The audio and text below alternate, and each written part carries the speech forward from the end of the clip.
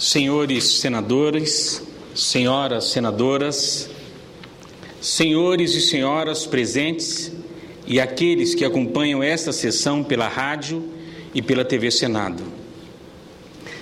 Vida, o início de tudo. São com essas palavras que eu chamo todos para uma reflexão em torno do aborto.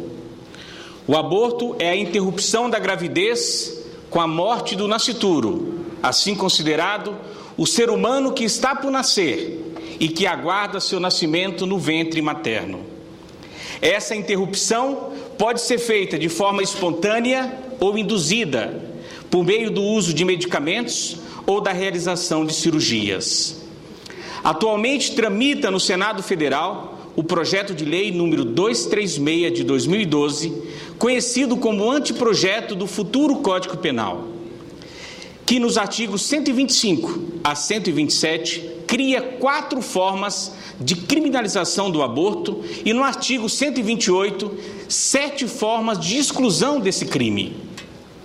As graves questões sociais inerentes ao tema e a responsabilidade do legislador ao exigir exatidão conceitual e principiológica do texto do projeto de lei em estudo, levaram-me a solicitar aos renomados professores Elcio Maciel França Madeira, da Universidade de São Paulo, e ao professor Pierangelo Catalano, da Universidade de Roma, La Sapienza, pareceres sobre os direitos do nascituro à luz do sistema do direito romano atual e do ordenamento jurídico.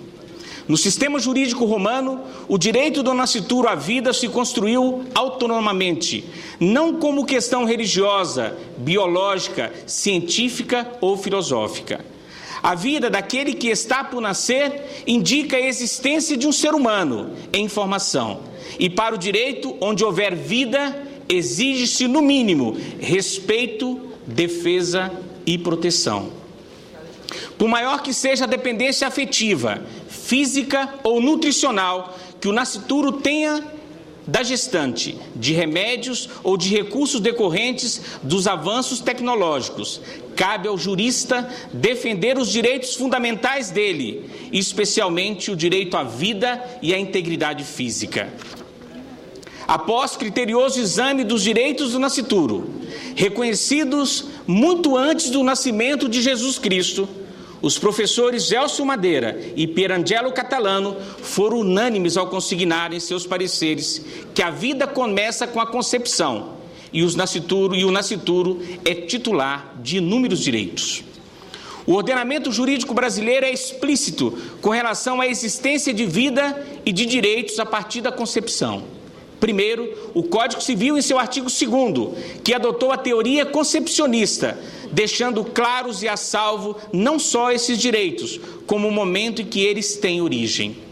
Segundo, a Constituição Federal, no artigo 5º, inciso 38, alínea D, que incluiu o aborto entre os crimes dolosos contra a vida.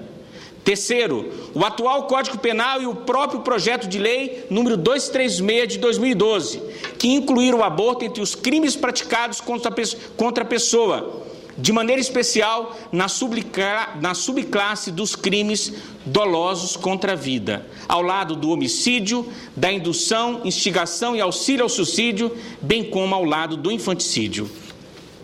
A toda evidência, ao definirem o crime de aborto, o Código Penal e o citado projeto de lei não se referiram ao aborto como um crime doloso contra a morte, ou contra um objeto ou uma coisa. Ao contrário, admitir expressamente que o aborto é um crime doloso contra a vida do nascituro. E não poderia ser diferente, uma vez que caracteriza a prática de crime impossível matar alguém sem vida, matar quem já está morto. O exame do anteprojeto do futuro Código Penal impõe necessariamente que consideremos os direitos do nascituro, lentamente conquistados pela sociedade luso-brasileira, quais sejam, direito à vida e à proibição do aborto. Outros direitos da personalidade, quando compatíveis com a condição de nascituro, como o direito à integridade física, à imagem e à honra. Direito à filiação e ao reconhecimento da paternidade. direito à curatela, direito à sucessão, direito à posse dos bens herdados, direito a receber a doação, direito a alimentos, direitos do consumidor, direitos tributários. Não há dúvida de que a vida é pressuposto dos demais direitos do nascituro. Logo, ao se subtrair dele a origem de seus direitos, retira-lhe a um só tempo os demais direitos, fruto da vida. O que adianta reconhecer tantos direitos ao nascituro e tirar-lhe o pressuposto de todos esses direitos que é a vida? Já ao se lhe assegurar o direito à vida, não se está garantindo apenas o direito dele, que está por nascer, mas também os direitos da família, os direitos da República. Enquanto o artigo 125 do citado projeto de lei faz referência ao aborto provocado pela gestante ou com seu consentimento, o artigo 126 descreve o aborto consensual provocado por terceiro, e o artigo 127 indica o aborto provocado por terceiro sem o consentimento da gestante. Note-se que das 4 formas apresentadas, em apenas uma delas, o aborto é feito sem o consentimento da gestante, a do artigo 127. Nas demais, ela consente ou provoca o aborto em si mesma. Se os artigos 125 a 127 do projeto de lei 236 qualificam 4 condutas como criminosas, o artigo 128 do mesmo projeto de lei se encarrega de afastá-las com as respectivas causas de exclusão. Com reconhecimento e aplicação de uma das formas que exclui o aborto, a conduta antes considerada criminosa ou abortiva deixa de ser considerada crime. O artigo 128 do anteprojeto do Código Penal apresenta as seguintes cláusulas de exclusão desse crime, ou seja, indica 7 hipóteses que afastam da conduta tida como criminosa a características de crime. São elas: se houver risco à vida ou à saúde da gestante, se a gravidez resultar de violação da dignidade sexual ou do emprego não consentido de técnica de reprodução assistida, se comprovada a anencefalia atestada por 2 médicos, ou quando o feto padecer de graves e incuráveis anomalias que inviabilizem a vida extrauterina, fato atestado por 2 médicos. E por último, para surpresa de todos, se por vontade da gestante, até a 12ª semana da gestação, quando o médico ou o psicólogo constatar que a mulher não apresenta condições psicológicas de arcar com a maternidade. É como se com uma mão se criasse o crime de aborto e a um só tempo, com a outra mão, esse crime fosse desfeito. Aparentemente, restou apenas o crime de aborto previsto no artigo 127, caracterizado como provocar aborto sem o consentimento da gestante. Isso por quê? Por que aparentemente? Porque ao dispensar o consentimento da gestante ou de seu representante legal, se ela não puder se manifestar, o parágrafo único do artigo 128 do projeto de lei que tramita no Senado Federal, de número 236, desfaz a forma de aborto do artigo 127. Ou seja, na hipótese de risco à vida da gestante, o autor do aborto não será penalizado, ainda que o faça sem o consentimento dela ou de seu representante legal. Não é demais lembrar, senhores senadores, senhoras senadoras, a subjetividade da expressão risco à vida da gestante, que pode, em certa medida, existir para uns e para outros não, a depender do ângulo analisado ou do ponto de vista do observador.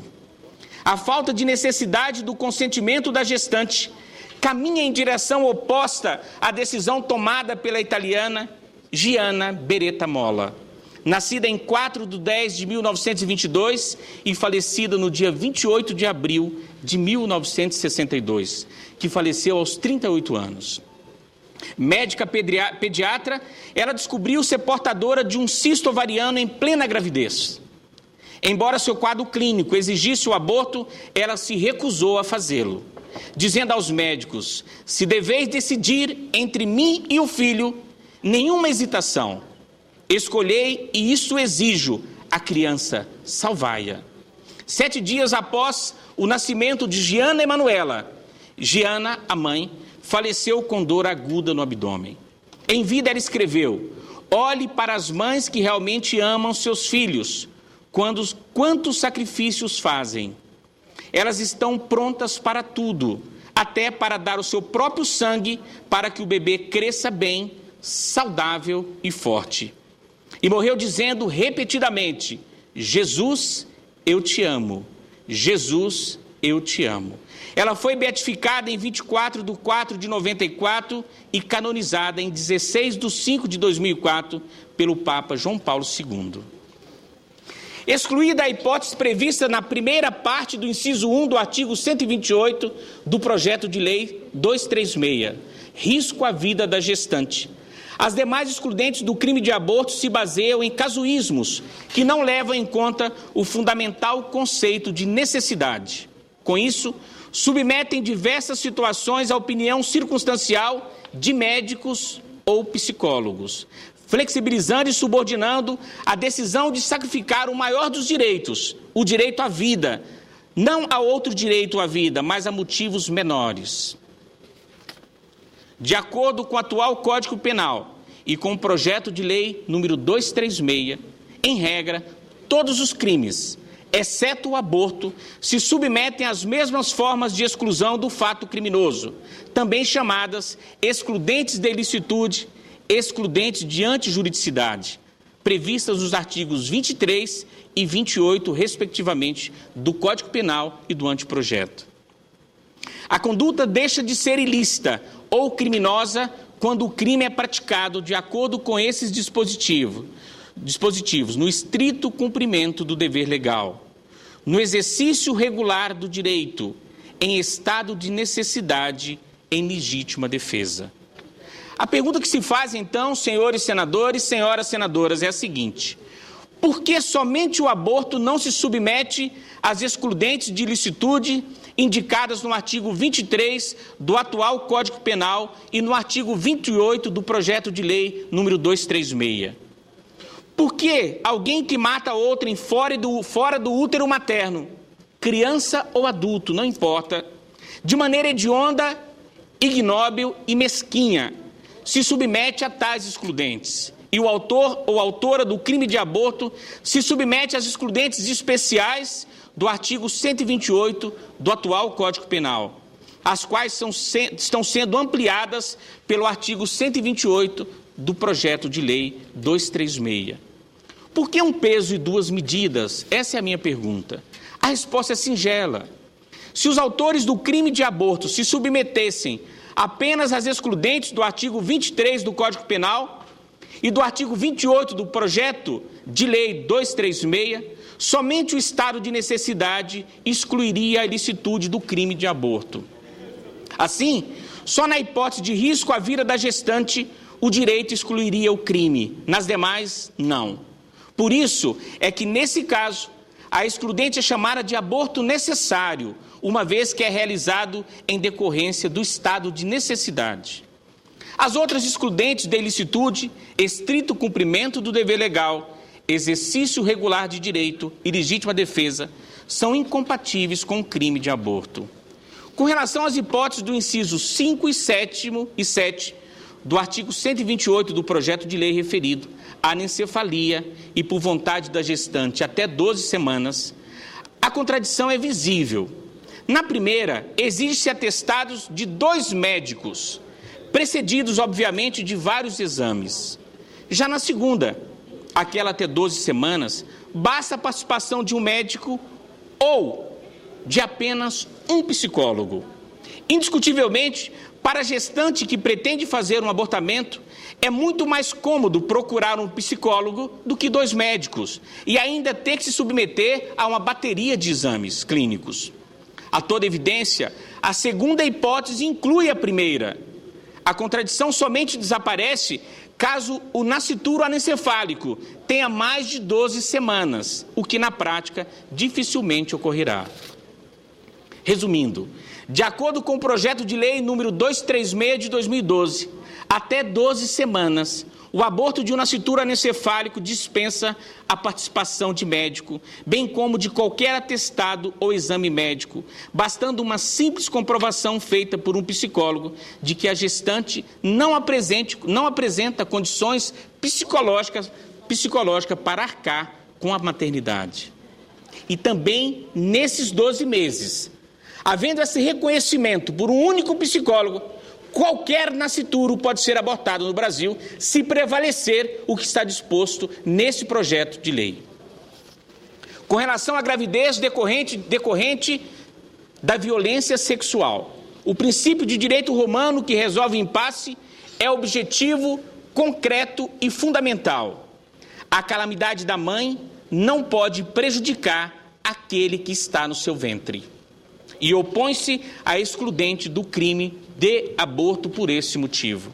No Brasil, a criação de novas causas excludentes da ilicitude do crime de aborto é a prova de que os ativistas pró-aborto buscam, a exemplo do que tem sido feito em outros países, uma aproximação da cultura da morte e, consequentemente, afastando da cultura da vida.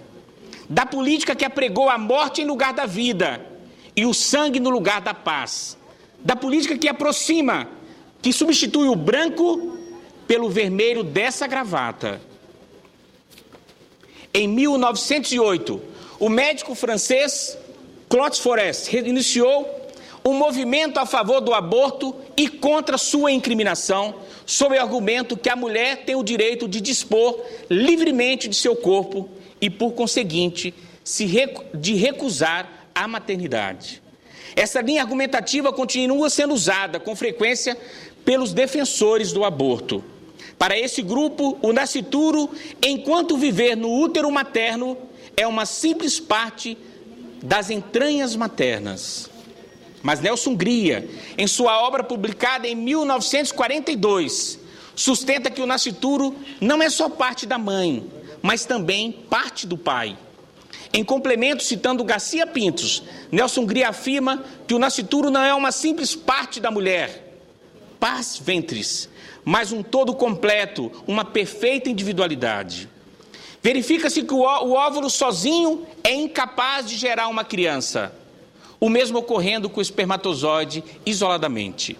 Juntos, após a fecundação ou concepção, eles dão origem a um ser humano, a uma criança com as mesmas características físicas e genéticas dos pais, inclusive as doenças hereditárias. O fato de ter sido gerado por uma mãe adotiva em nada alterará os dados genéticos obtidos desde a concepção. Com o seguinte exemplo, demonstro a independência e a autonomia dos nascituros.